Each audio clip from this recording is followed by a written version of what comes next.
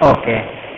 So we are going to discuss about change to mass ratio of electron. So in 1897, Sir J.J. Thomson said that if we measure the change of electron, if the measure we whatever the charge of electron is divided by mass of electron. So they using the cathode, he using the cathode and anode discharge tube, he set up like this, right?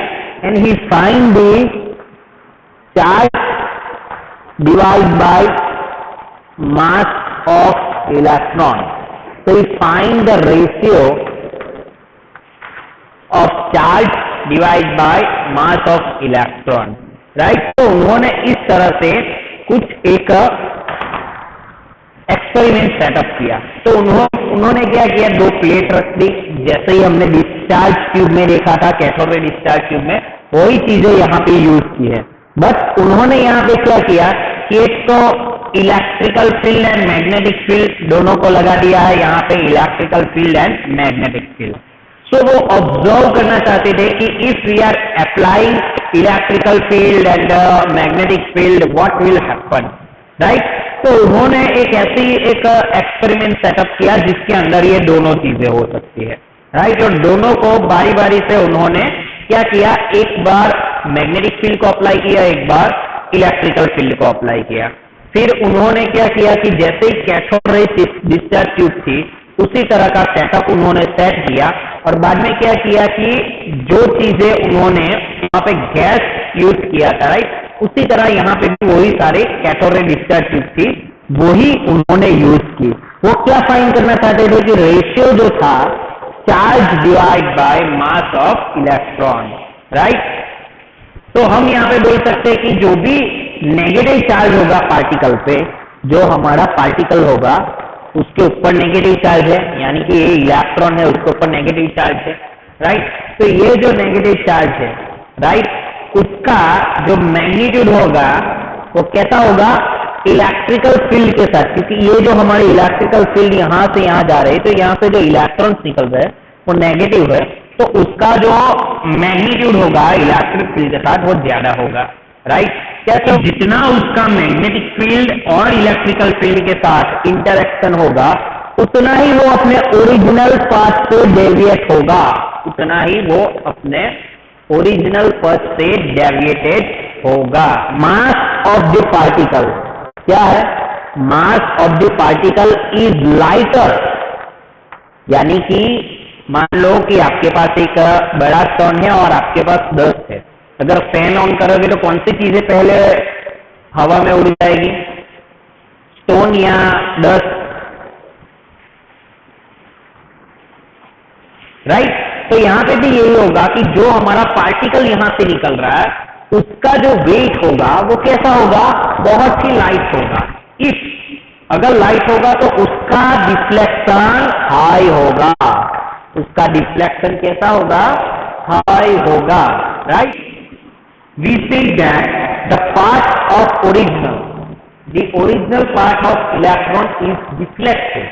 If the original part of electron is deflected, it is increased if we are increased voltage, if we are increased magnetic field, right.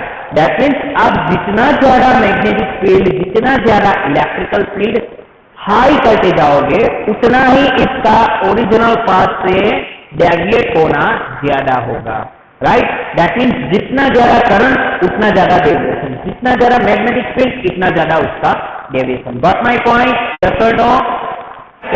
अब हमें क्या करना है कि पहले electrical field को apply करना है, बाद में हमें मैग्नेटिक फील्ड को अप्लाई करना है, और एक बार हम दोनों को साथ में अप्लाई करेंगे तो क्या होगा वो हम देखते हैं, right. Suppose you are applying only and only electrical field, यानी कि आपने ये जो सेटअप लगाया है उसमें सर जे.जे. थॉमसन ने क्या किया कि पहले इलेक्ट्रिक फील्ड को अप्लाई किया. सो इलेक्ट्रिक फील्ड को अप्लाई किया तो पता चला कि ये जो हमारे इलेक्ट्रॉन का जो पाथ था वो डेविएट हो गया, हमें ए पोजीशन पे मिला, राइट। अब आप बोलोगे सर हमने ए पोजीशन कैसे यहाँ पे मेजर की होगी, तो आप देख रहे हो ये क्या है, फ्लोरोसेंस स्क्रीन। यानी कि जब मैंने इलेक्ट्रिकल फील्ड अप्लाई किया तो इलेक्ट्रॉन का पाथ जो था वो डेविएट हो गया, यहाँ पे स्ट्राइक हुआ होगा, राइट, यहाँ पे स्ट्राइक हुआ होगा, उसकी वजह से हम बोल सकते हैं कि ये यहाँ पे आया होगा, राइट। फिर जब उन्होंने सिर्फ और सिर्फ मैग्नेटिक फील्ड को अप्लाई किया, किसको अप्लाई किया, मैग्नेटिक फील्ड को, तो हमारा जो पाथ था वो पाथ डेविएटेड होके सी पे मिला। गॉट माई पॉइंट, यस और नो। पहले कहाँ मिला हमें, सिर्फ इलेक्ट्रिकल फील्ड में ए पोजीशन पे, फिर मिला हमें मैग्नेटिक फील्ड में सी में। यहाँ पे हमने क्या अप्लाई किया है, इलेक्ट्रिक फील्ड, यहाँ पे मैग्नेटिक फील्ड, राइट। और जब उन्होंने इस दोनों को यानी कि magnetic field and electrical field दोनों को साथ में और प्रेशर भी इक्वल रखा और सब कुछ चीजें बैलेंस कर ली उन्होंने, यानी कि magnetic field and electrical field are in equal, तब क्या हुआ कि इलेक्ट्रॉन्स जो था अपनी डायरेक्शन स्ट्रेट आई, यानी कि no change in original path. When we are applying electrical field and the magnetic field, what will happen here, the path is not changed because electric and magnetic field both are in balance, so due to that it does not change its path। कि ये theory का experiment करके sir J Thomson ने find किया E by M का ratio.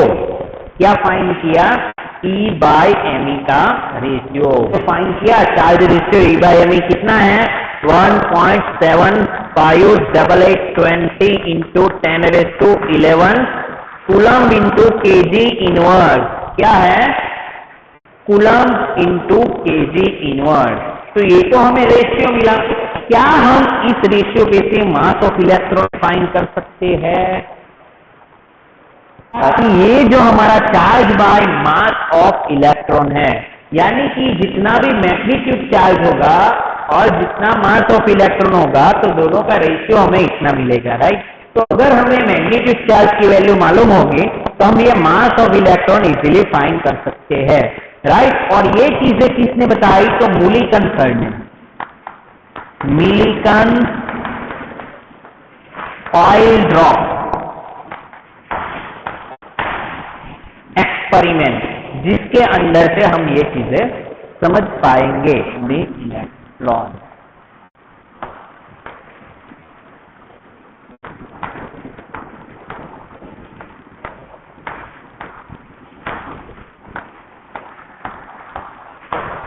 तो चलिए आपकी टेक्स्ट बुक में देखिए पेज नंबर 29 के ऊपर आपको एक ग्रीन कलर में मिलिकन ड्रॉप मेथड दी गई है, राइट।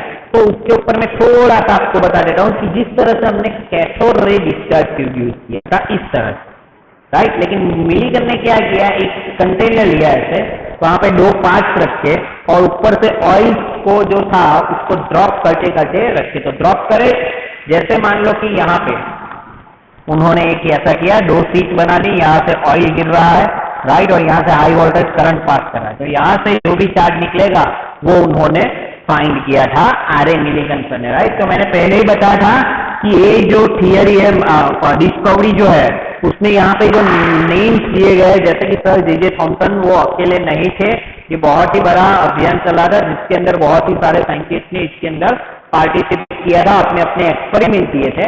इसके ऊपर से ये सारी डिस्कवरी हुई है, लेकिन फिर भी जिन्होंने फाइनली ये फाइंड आउट किया होगा उसका ही नाम आएगा, राइट। तो इससे पहले आर.ए. मिलिकन सर का नाम लिख देते हैं।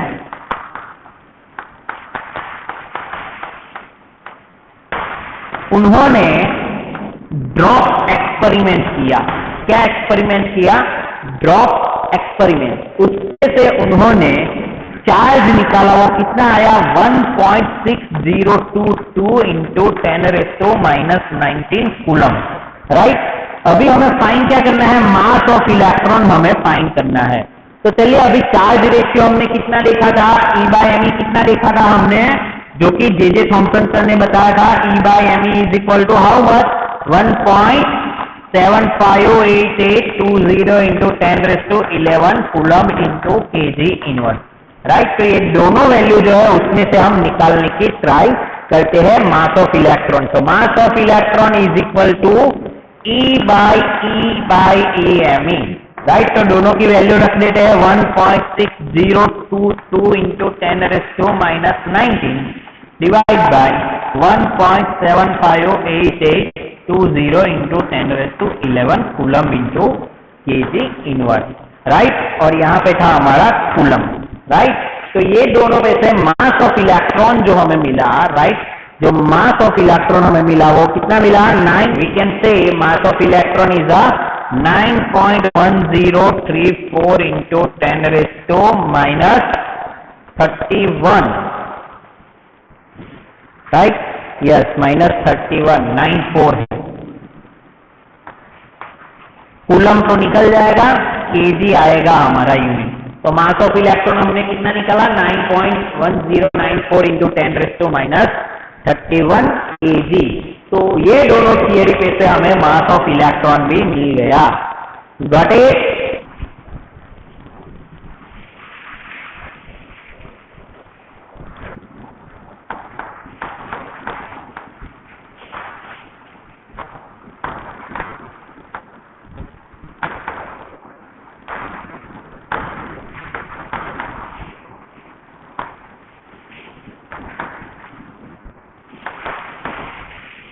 ओके, हमने क्या देखा था, कैथोड रे डिस्चार्ज ट्यूब देखा था, राइट। अब हम यहाँ पे देखने जा रहे हैं कैनाल रे, राइट। दोनों सेम ही है, जिस तरह से हमने ऐसे एक चैम्बर लिया था, राइट। चैम्बर के अंदर हमने 2 इलेक्ट्रोड्स यूज किए थे, राइट, और दोनों इलेक्ट्रोड्स को एक हाई वोल्टेज बैटरी से हमने अटैच किया था, राइट। तो ये सारी चीजें तो सेम ही रहेगी, राइट। एक और चीज है, यहाँ पे फ्लोरोसेंट होगा, राइट। हमने यहाँ पे क्या रखा था, cathode and anode, right. But ये चीज जो यहाँ पे कॉमन आ गई वो ये थी कि यहाँ पे एक कैनाल रख दिया गया। क्या रख दिया गया, कैनाल, जिसके अंदर से ये पास होंगे। बाकी तो ये सेम ही है, यहाँ पे वैक्यूम पंप लगा दो प्रेशर मेंटेन करने के लिए, राइट। तो ये सारी चीजें तो कॉमन ही है, राइट। तो अभी यहाँ पे डिस्कवरी ऑफ प्रोटॉन में क्या ऑब्जर्व हुआ होगा, तो हमने डिस्चार्ज ट्यूब जो यहाँ पे ली थी, इसके अंदर क्या है, गैस फिलअप किया है, गैस मोलिक्यूल से, जो कि इसको आगे ले जाने में हेल्पफुल होता है। एक मीडियम रिक्वायर्ड है, यानी कि प्रेशर जितना ज्यादा होगा, राइट, उतने ही गैस के मोलिक्यूल भी ज्यादा होंगे। तो ये वैक्यूम पंप यहाँ पे लगा के रखा है जो प्रेशर को मेंटेन करके रखेगा, राइट। ये हाई इलेक्ट्रॉन बैटरी है, हाई वोल्टेज बैटरी है, जो यहाँ से इलेक्ट्रॉन्स को इलेक्ट्रोड से इजेक्ट करेगी, और उसका जो पथ है जो हमने देखा था कि वो स्ट्रेट लाइन होता है, वो नेगेटिवली चार्ज होता है, वो हमने देखा था। अभी जो हम बात कर रहे हैं canal ray tube, canal ray tube में हम क्या फाइंड आउट करने वाला है, डिस्कवरी ऑफ प्रोटॉन के बारे में, कि ये जो कैनाल रे ट्यूब जो है हमारी, कौन से है, कैनाल रे ट्यूब, इसमें जो हमें पार्टिकल्स मिलेंगे उसकी कैरेक्टरिस्टिक्स क्या होगी, राइट। जो उसमें हमने क्या देखा था, जो भी मोलिक्यूल मिले थे वो कौन से चार्ज वाले मिले थे, हमें नेगेटिव चार्ज वाले मिले थे, और यहाँ पे हमें कौन से मिले कि particles have positive charge, right. दूसरा जो है कि उसमें भी गैसियस का जो आयोनाइजेशन होता है, राइट, गैसियस जो रहता है, गैसियस पार्टिकल, वो ही यहाँ पे दिखाता है, उसे आयोनाइजेशन बोलते हैं हम, राइट। क्या होता है कि इलेक्ट्रॉन और जो भी हमारे चार्ज पार्टिकल हो गए उसे आगे कौन ले जाता है, तो मान लो कि ये गैस है, तो गैस क्या करता है, ऐसे उसको आगे जाने के लिए वो बिहेव करता है स्मॉल पैडलिंग की तरह, उसे वो आगे ले जाने में हेल्पफुल होता है। उसका जो थर्ड पॉइंट है, जैसे हमने पहले आगे क्या देखा था कि जो भी इलेक्ट्रिकल पार्टिकल हो गए वो नेचर ऑफ गैस पे डिपेंड नहीं करेंगे, लेकिन यहाँ पे वो इलेक्ट्रोड कैसे हमें मिल रहे थे, कहाँ से मिल रहे थे, इलेक्ट्रोड कैसे मिल रहे थे, लेकिन यहाँ पे गैसियस आयन में से हमें ये प्रोटॉन्स एंड न्यूट्रॉन्स मिल रहे हैं, राइट, प्रोटॉन्स मिल रहे हैं। तो उन्होंने क्या बोला कि they depend upon nature of gas, वहां पे नेचर ऑफ गैस पे डिपेंड नहीं करता था, तो यहाँ पे depend upon nature of gas, nature of gas, right. इसलिए जिस तरह का आपका गैस होगा उस तरह का उसका नेचर होगा। तो ये हो गया हमारा थर्ड पॉइंट। लास्ट पॉइंट जो है चार्ज बाय मास रेशियो जो आएगा इसका, वो डिपेंड करेगा नेचर ऑफ गैस पे, राइट। तो इस तरह से इसकी डिस्कवरी हुई थी, राइट। तो ये जो एक फिनोमिना था, तो हमने पहले डिस्कवरी ऑफ इलेक्ट्रॉन में क्या देखा था कि इलेक्ट्रॉन जो थे नेगेटिव से पॉजिटिव की तरफ जाते थे, राइट। गैस का जो गैस पार्टिकल्स जो थे वो उस पर डिपेंड नहीं करते थे, राइट। ये सारी चीजें हमने डिस्कवरी ऑफ इलेक्ट्रॉन्स में देखी थी। डिस्कवरी ऑफ प्रोटॉन में क्या हो रहा है कि जो भी पार्टिकल्स यहाँ पे हमें मिल रहे हैं, कैनाल रे पार्टिकल्स जो मिल रहे हैं, उसका चार्ज कैसा है, पॉजिटिव है। वो कहाँ से मिल रहा है, तो गैसीय साइड से मिल रहा है, राइट। यानी कि कैनाल में से जो पास होता है गैसीय थ्रू से, उसी में से हमें मिल रहे हैं, राइट। यानी कि जो भी हमारा चार्ज होगा, वो पॉजिटिव चार्ज वाला जो पार्टिकल होगा, वो नेचर ऑफ गैस पे डिपेंड करेगा कि किस तरह का आपने गैस यहाँ पे फिलअप किया हुआ है, राइट। अगर जितना ज्यादा प्रेशर लगाओगे उतना ज्यादा हमें गैस के मोलेक्यूल्स मिलेंगे। तो गैस के मोलेक्यूल्स क्या करते हैं, उसे धीरे धीरे आगे ले जाते हैं, और फ्लोरोसेंस पे जब वो लाइट पड़ती है, और जो कैनाल रेज जो हमें मिले वो कलर कैनाल रेज थे, कैसे थे, कलर कैनाल रेज। यानी कि नेचर ऑफ गैस पे डिपेंडेंट है। अगर गैस का नेचर किसी डिफरेंट कलर का होगा, दो डिस्ट्रैक्टेड दो डिफरेंट गैस हो गए, तो दोनों के अलग अलग कलर्स के हमें यहाँ पे चार्ज जो है वो मिलेंगे। तो ये थियरी में जब उन्होंने जो हमारा पीरियोडिक टेबल जो है, जिसमें हम देखते हैं कि hydrogen is the lightest element, right. तो लाइटेस्ट पार्टिकल है हाइड्रोजन। तो उन्होंने क्या किया, जब उन्होंने दूसरे डिफरेंट गैस के पार्टिकल्स उन्होंने लिए, उसमें से जो हाइड्रोजन का पार्टिकल हमें मिला, स्मॉलेस्ट एंड लाइटेस्ट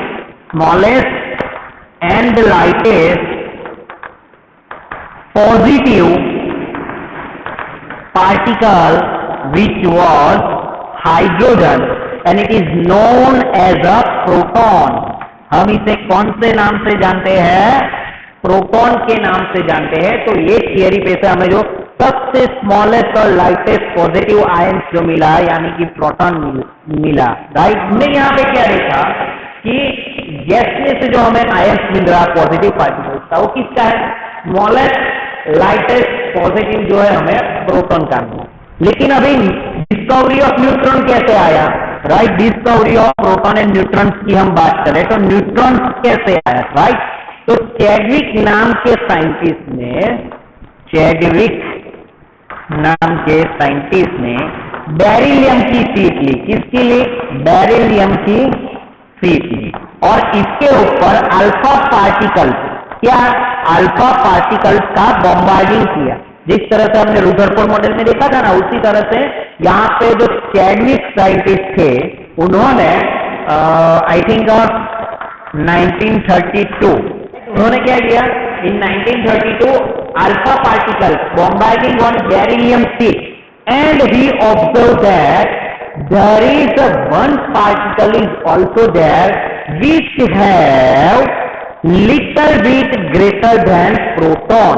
यानी कि प्रोटॉन से थोड़ा ज्यादा का मास मिला, और जो पार्टिकल मिला उसे नाम दिया न्यूट्रॉन। क्या नाम दिया उसे, न्यूट्रॉन। तो अब तक हमने देखा discovery of proton, electrons and neutrons, right. कि इलेक्ट्रॉन्स नेगेटिवली चार्ज होते हैं, protons positively charge, and then neutrons के बारे में हमने बात की। Discovery of proton, neutrons and electrons आगे के लेक्चर में हमने देख लिया। नाउ बात आती है एटॉमिक मॉडल्स के बारे में, राइट। तो सबसे पहले हम पढ़ेंगे आज एटॉमिक मॉडल, राइट।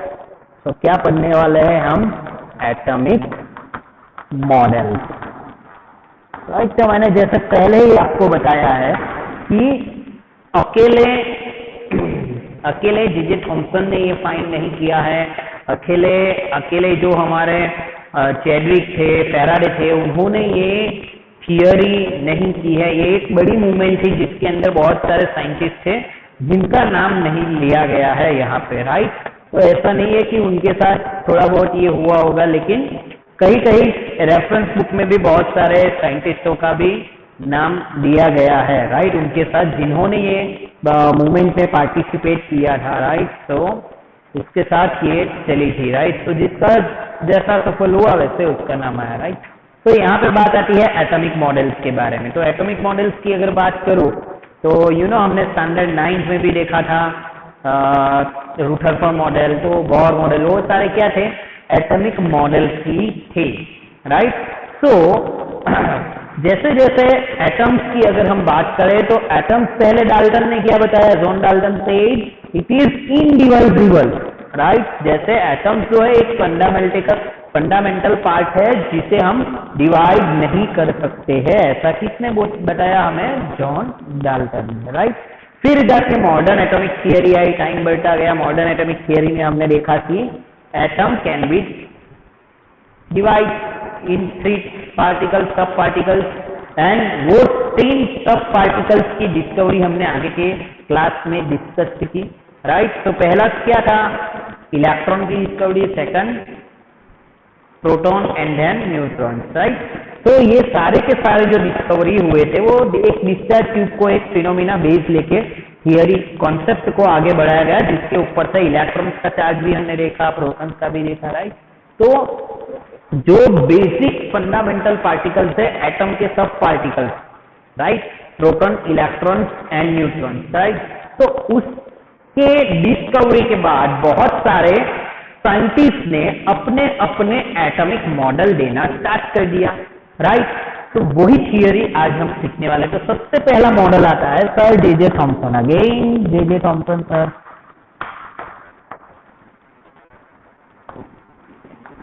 राइट। उनका जो मॉडल था उसे पाम पुडिंग मॉडल और वाटरमेलन मॉडल, कौन सा था, एक तो था पाम पुडिंग या फिर इसे आप वाटरमेलन भी बोल सकते हो, राइट। तो उन्होंने क्या बताया कि भाई ये एटम जो होता है जिसके सब पार्टिकल्स है electrons, protons and neutrons, right. तो उन्होंने ये बताया कि जो हमारा एटम्स जो है, राइट, वो एक बड़ा सा पाम पुडिंग केक जैसे आप क्रिसमस में खाते हैं उस तरह का केक है। दैट मीन्स उसके हिसाब से ये था कि ये एटम्स जो है ये एक बड़ा सा एक ऐसा चीज है जिसके अंदर पॉजिटिवली चार्ज जो है पूरे के पूरे एरिया के अंदर डिस्ट्रीब्यूटेड हुए हैं, राइट। जैसे अगर आप वाटरमेलन देखोगे, वाटरमेलन का क्रॉस सेक्शन आप देखोगे तो आप क्या देखोगे कि रेड पार्ट है जिसके अंदर ब्लैक कलर के उसके सीड्स प्रेजेंट है। क्या है, एक बड़ा सा वाटरमेलन आप कट करोगे तो उसके अंदर रेड जोन जो है इसे हमें कंसीडर करना है पॉजिटिव, राइट। और जो ये हमारे सीड्स होंगे ब्लैक, इसे हम नेगेटिवली पार्टिकल्स बोलेंगे। तो हमारा नेगेटिव पार्टिकल्स कौन है, इलेक्ट्रॉन है, प्रोटॉन क्या है, पॉजिटिव है, राइट। तो उन्होंने बताया कि जिस तरह से वाटरमेलन के अंदर सीड्स जो रहते हैं वो पूरे एरिया में डिस्ट्रीब्यूट हुए रहते हैं, राइट। तो रेड कलर का जोन होगा हमारा पॉजिटिव पार्ट और जो इलेक्ट्रॉन्स होंगे यानी कि जो नेगेटिवली चार्ज हो पार्टिकल्स होंगे वो कौन होंगे, जो सीड्स से हो। अब आप बोलोगे एक चीज सर, तो फिर ये इलेक्ट्रिकली न्यूट्रलिटी इसके अंदर आएगी कैसे, राइट। तो यही चीज सर थॉमसन ने भी बताई कि ये जो सीड्स होंगे यानी जो नेगेटिवली चार्ज पार्टिकल होंगे वो इस तरह से डिस्ट्रीब्यूट हुए होंगे कि ये सारा का सारा एरिया जो है इसे इलेक्ट्रिकली न्यूट्रल बनाता हो, because electrically neutrality is very important, right. तो जितने प्रोटॉन्स है इतने इलेक्ट्रॉन्स होने चाहिए, राइट। तो वो चीज उन्होंने बताई, राइट। तो ये एक ऐसी थियरी थी जो बहुत ही एक्सेप्टेड हुई, जिसको बहुत सारे अवार्ड्स भी मिले, राइट। तो उसका जो बेस था, मेन कॉन्सेप्ट था, उसके ऊपर जिसे उन्होंने बताया था कि इलेक्ट्रिकली न्यूट्रलिटी भी है, तो ये चीजें एक्सेप्टेबल है कि हाँ भाई यहाँ पे पॉजिटिव पार्ट के उसी के कंपेयर में नेगेटिवली चार्ज पार्टिकल भी है जो इसे इलेक्ट्रिकली न्यूट्रल करता है। तो ये थियरी बहुत सालों तक चली, राइट। बट जिस तरह से हमने देखा था कि प्रोटॉन है और न्यूट्रॉन जो होते हैं, राइट, तो which is heavier than, right, sorry, proton is little bit heavier than nucleus, sorry, right, nucleus is heavier than proton, right. ये चीजें हमने आगे देखी। तो इसके अंदर ये जो मॉडल दिया था, इसके लिए उसे अवार्ड भी दिए गए और ये थियरी बहुत सालों तक चली, राइट। लेकिन ये एक चीज बता नहीं पाया कि अगर ये एटम ऐसा है तो फिर इसका मास क्या होगा, राइट, बिकॉज मास जो है वो सब जगह पे सेम होना चाहिए, राइट। तो वो सारी चीजें जो है वो ये यहाँ पे बता नहीं पाए। सेकंड एटॉमिक मॉडल जो आता है वो आता है Ernest Rutherford model, Rutherford model.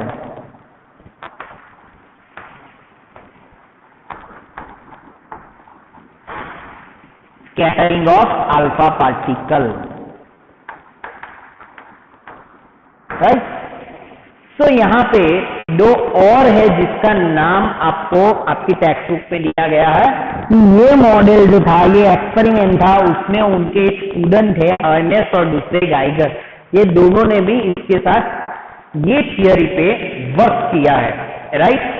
तो अभी बैठे हम अर्नेस्ट रुथरफोर्ड ने क्या बताया था। उन्होंने क्या किया कि सबसे पहले एक गोल्ड फॉइल ले ली, क्या ले लिया, गोल्ड फॉइल ले लिया और उसको ऐसी जगह पे रखा जिसको एक फोटोग्राफिक प्लेट से कवर कर दिया। क्या किया उन्होंने, एक गोल्ड फॉइल लिया है और उनको एक फोटोग्राफिक प्लेट से कवर कर दिया है, right.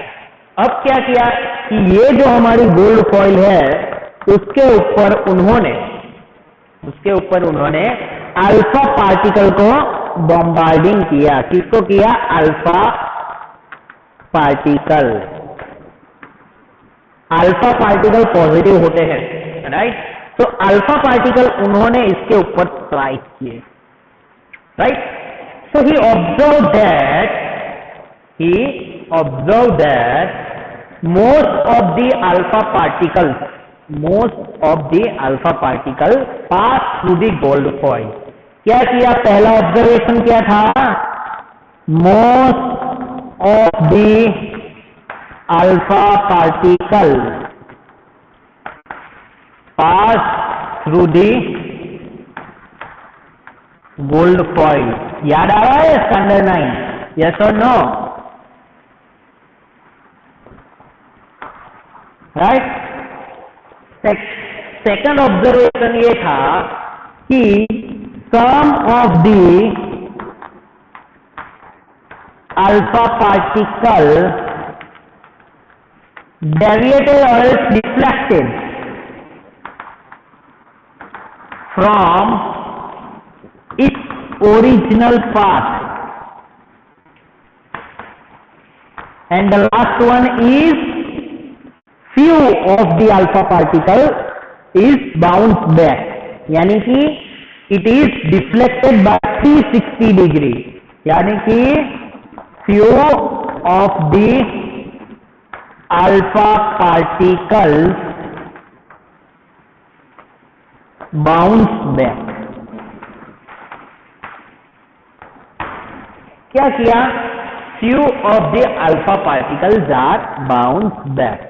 So from this theory, Ernest Rutherford he observed that most of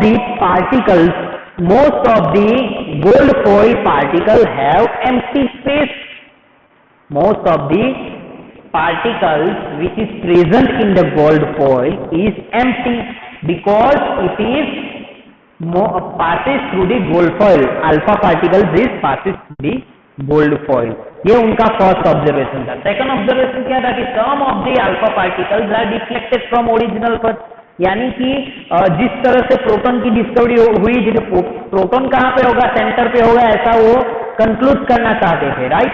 तो उन्होंने क्या किया कि जो प्रोटॉन जो होगा वहां से एक अल्फा पॉजिटिव चार्ज है, तो वहां से positive repels each other, right. तो क्या होगा, पॉजिटिव पार्टिकल्स रिपेल करके वो वहां से निकल जाएंगे, राइट।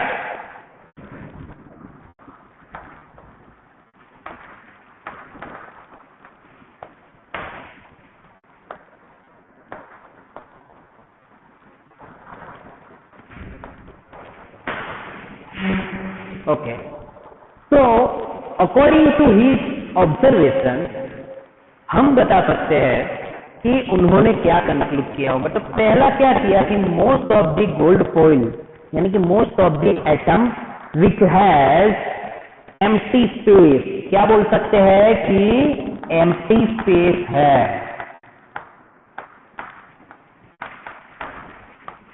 राइट। तो फर्स्ट ऑब्जर्वेशन से हम बता सकते हैं कि atom has most of the empty space, right. इसीलिए तो सारे के सारे जो अल्फा पार्टिकल्स थे वो पास हो गए, right. He said that according to second point, few are deflected. That means the positive charge which is present in nucleus, the positive charge which is present in nucleus, right? तो यहाँ पे हमारा alpha particle positive charge है, right. तो जब भी कभी वहां पे न्यूक्लियस में पॉजिटिव चार्ज के साथ, राइट, वो वहां से पास हुआ होगा alpha light, right, alpha particle, तो क्या हुआ होगा कि ये जो हमारा अल्फा पार्टिकल है उस तरह से डिफ्लेक्ट हो गया होगा, यानी कि same charge will be repels each other. तो यहाँ पे भी यही चीज हो रही है कि अल्फा पार्टिकल भी पॉजिटिव है, न्यूट्रॉन्स में प्रोटॉन, न्यूक्लियस में प्रोटॉन भी पॉजिटिव है, तो दोनों पॉजिटिव पॉजिटिव जब साथ में आए होंगे यानी कि उसके करीब से जब गुजरा होगा तब जो हमारा अल्फा पार्टिकल है वो धीरे से डिफ्लेक्ट हो गया होगा। और हमें क्या देखने को मिला कि फ्यू आर डिफ्लेक्टेड, और वो डिफ्लेक्ट कहां से हुए होंगे, प्रोटॉन के पास से। तो हम बोल सकते हैं कि positive charge proton is present in nucleus. Third point उन्होंने ये दिया कि few of the alpha particle bounce back. Bounce back का मतलब क्या है, अगर आपने बॉल है आपके पास, आपने ऐसे सामने फेंका, वापस कब आएगा, जब वहां उसे जाने की जगह नहीं मिलेगी।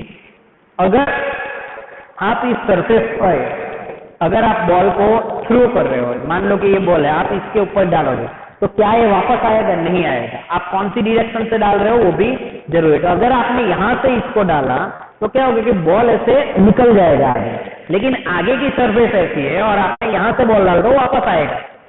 Understood, right. तो यहाँ पे यही चीज हुई कि जैसे पॉजिटिव चार्ज आया तो positive alpha particle deflected, but जैसे ही उसके सामने एक दीवार जैसा आ गया यानी कि न्यूक्लियस आ गया, तो न्यूक्लियस में तो पॉजिटिव चार्ज है और क्या बोल सकते हैं, एकदम सेंटर जो होगा न्यूक्लियस का वहां ऐसे लगे तो पूरे के पूरे बाउंस हो गए।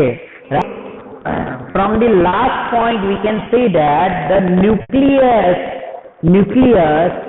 which has negligible size, यानी कि एटम जो है जिसके अंदर इलेक्ट्रॉन प्रोटॉन है, तो एटम के भी कंपैरिजन में हम देखें तो वो क्या होगा, बहुत ही स्मॉल है। तो we can say nucleus is very small as compared to atom, as compared to atom, right। तो चलो अभी मैं आपको बताता हूं कि कितना छोटा होगा न्यूक्लियस, राइट। तो मान लो कि आपके पास, जैसे आज हमारा फाइनल होने वाला है इंडिया और न्यूजीलैंड का, राइट। तो मान लीजिए आपके पास एक क्रिकेट का एक बॉल, क्या है आपके पास, क्रिकेट का एक बॉल है। अभी आपके हाथ में वो बॉल है, तो आप जहां पे खड़े हो वहीं से उसका अगर आप रेडियस 5 किलोमीटर करोगे, राइट, यानी कि बॉल को यहाँ पे सेंटर में रख के वहां से आप 5 किलोमीटर का रेडियस लेके एक सर्कल बनाओगे, इतना बड़ा एटम है और न्यूक्लियस इतना छोटा होगा। अंडरस्टूड। तो यहाँ पे आपको पता चल सकता है कि न्यूक्लियस कितना छोटा होगा as compared to atom. So from this model Rutherford discovered a nuclear model of an atom. Atom का न्यूक्लियर मॉडल उन्होंने दिया। उनके अकॉर्डिंग पहली चीज ये आती है हमारी, यहां तक दिख रहा है उसके न्यूक्लियर मॉडल में जो पहला हमारा आएगा, ये दोनों ऑब्जर्वेशन और कंक्लूजन पर से, राइट। तो पहला आएगा कि पॉजिटिव चार्ज जो है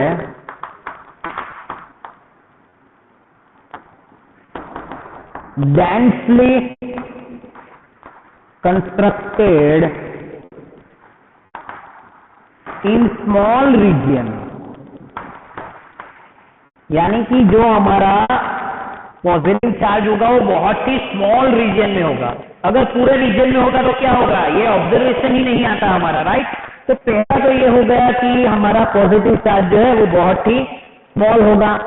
सेकंड ऑब्जर्वेशन जो था उनका कि इलेक्ट्रॉन्स जो है, राइट, इलेक्ट्रॉन्स जो है एक पर्टिकुलर पाथ में वो मूव कर रहे होंगे। फॉर एग्जाम्पल और सन फैमिली, राइट। तो सन क्या है, सबसे बीच में है और उसके आसपास बाकी के सारे प्लैनेट्स जो है वो घूमते रहते हैं, राइट। तो उसी तरह सन इज न्यूक्लियस, सन हमारा न्यूक्लियस हो गया और हम इसके आसपास घूम रहे हैं, राइट। तो जो न्यूक्लियस होगा उसके फिक्स अराउंड एक फिक्स रेडियस पे इलेक्ट्रॉन्स मूव करते होंगे। So he said that electrons revolve around the nucleus in a particular path which is circular, is known as a orbit. क्या बोला उन्होंने कि जो हमारा इलेक्ट्रॉन है वो एक पर्टिकुलर पाथ में ट्रैवल करता है और सर्कुलर पाथ है न्यूक्लियस के अराउंड, तो इसे हम बोलेंगे ऑर्बिट, राइट। बाकी की स्पेस तो खाली ही है, राइट। इसीलिए तो जो अल्फा पार्टिकल थे सीधा निकल गए थे, राइट। फिर बात आती है लास्ट की, right.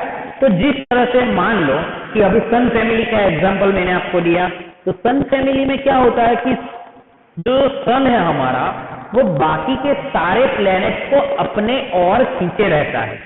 That means it has some force, यानी कि जो हमारा ये जो सन है और सन के आसपास मान लो ये अर्थ है या वॉटएवर कोई भी प्लेनेट है, अगर ये इसके फिक्स सर्कुलर पाथ में वो मूव करता है सन के आसपास, राइट।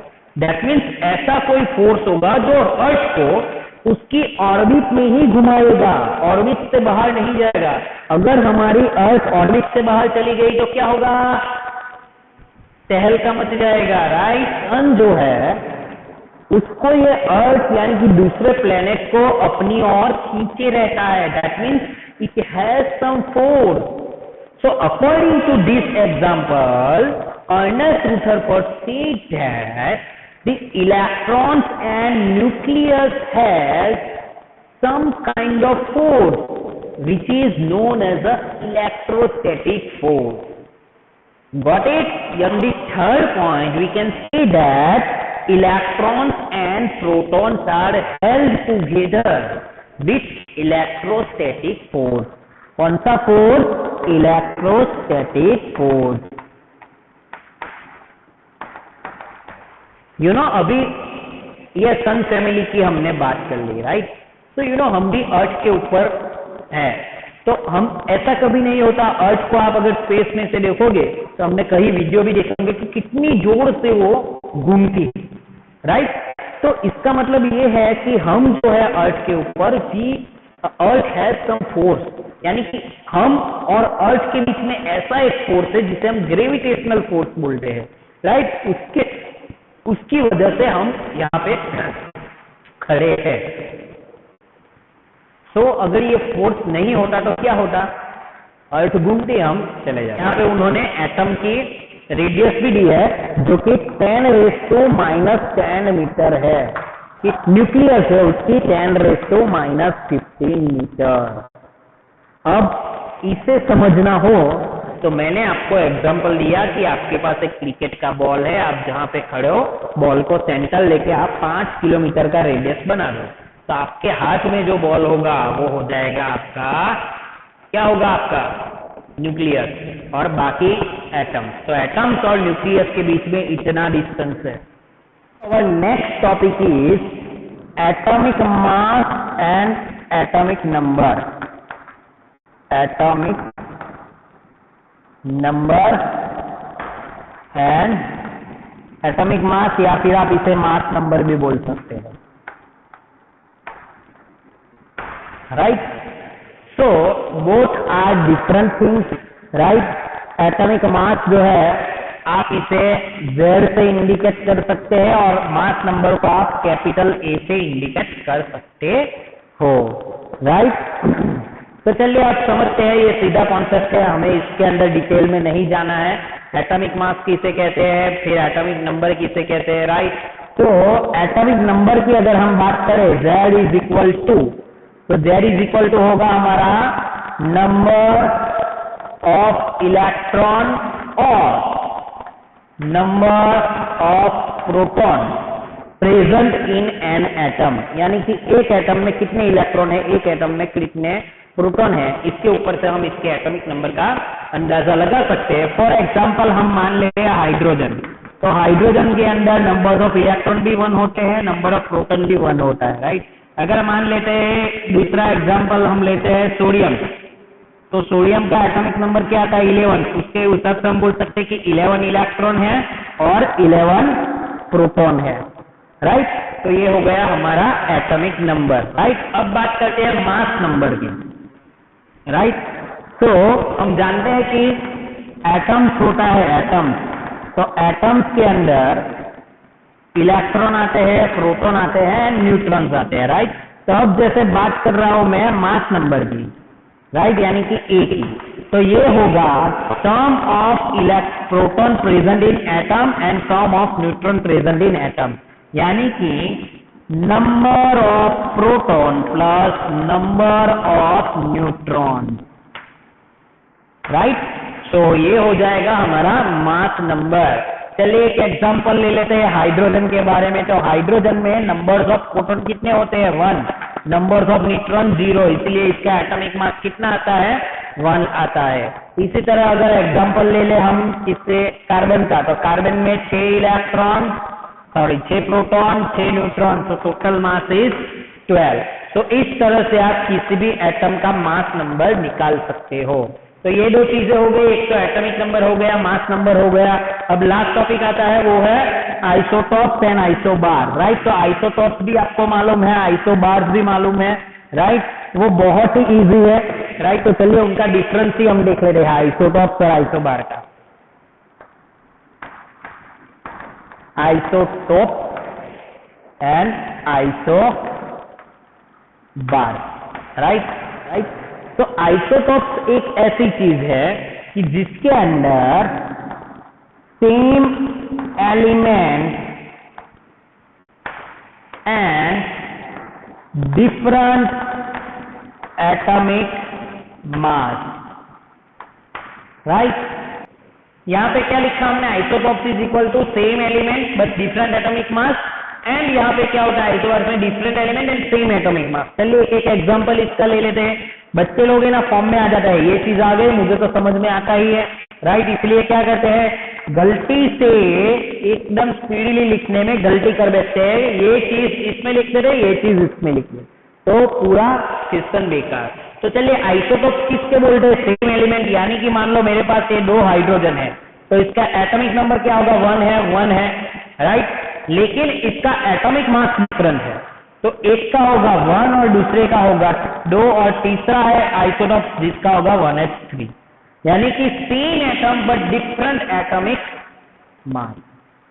What my point. अभी मैं ये नहीं बताऊंगा कि आपको यहाँ पे एटॉमिक नंबर लिखना है, ऊपर मास नंबर लिखना है, वो आपको मालूम होना चाहिए, राइट। तो यहाँ पे हम क्या लिखते हैं, जब किसी को भी लिखते हो Z इज इक्वल टू यहाँ पे क्या होगा एटॉमिक नंबर, ये हो गया एलिमेंट, और यहाँ पे एटॉमिक मास, गॉट इट। तो चलिए यहाँ पे आइसोबार का एग्जांपल लेते हैं। तो आर्गन 1840 एंड कैल्शियम 2040। तो यहाँ पे आप देख सकते हो कि अपर साइड जो है हमारा एटॉमिक मास वो कैसा है 3 है, और एलिमेंट क्या हो गया हमारा डिफरेंट हो गया। तो ये हो गया हमारा isotope and isobar. So isobar and isotopes में आपको समझ आ गया होगा, ओके। अभी आप बोलोगे कि सर यहाँ पे हाइड्रोजन आइसोटॉप 1H1 है, 1H2 है, 1H3 है, तो क्या यहाँ पे इसकी प्रॉपर्टीज पे कोई इफेक्ट होगा, यानी कि हाइड्रोजन की chemical properties and physical property, यानी कि पीरियोडिसिटी ऑफ एनी एलिमेंट, यानी कि जिसका भी आइसोटॉप्स होगा, क्या आइसोटॉप्स बनने के बाद उसकी फिजिकल एंड केमिकल प्रॉपर्टीज में चेंज आएगा, राइट। तो आइसोटॉप्स के बारे में ऐसा है कि जब भी कभी कोई आइसोटॉप्स बनता है, राइट, तो किसके ऊपर इसकी प्रॉपर्टीज, कोई भी एलिमेंट की प्रॉपर्टी किसके ऊपर डिपेंड करती है, उसके एटॉमिक नंबर की। एटॉमिक नंबर यानी क्या है, numbers of electron and number of proton, right. तो नंबर्स ऑफ इलेक्ट्रॉन्स के ऊपर इसकी प्रॉपर्टीज डिपेंडेंट रहती है, राइट। तो अगर numbers of protons and numbers of electrons जो होंगे सेम रहेंगे, न्यूट्रॉन्स चेंज होंगे, तो न्यूट्रॉन्स चेंज होंगे, लेकिन न्यूट्रॉन्स कैसा है, बहुत ही स्मॉल है, राइट। तो यहाँ पे क्या होगा कि न्यूट्रॉन्स का जो चार्ज होगा वो लेस इफेक्टिव होगा as compare to electrons and proton. तो यहाँ पे अगर हाइड्रोजन का आइसोटॉप ये है हमारा प्रोटियम, उसके बाद है ड्यूटेरियम, इसके बाद है ट्रिटियम, तो यहाँ पे हमें जो चेंज दिखने को मिलेगा, केमिकल चेंज, वो बहुत ही स्मॉल होगा, बहुत ही निग्लिजिबल होगा। तो हम ये भी कह सकते हैं कि property never change. Okay, then अभी हम नेक्स्ट क्लास में मिलेंगे, same I think tomorrow, right. So see you everyone, bye bye, take care, पढ़ते रहिए, पढ़ना है जरूरी। ओके।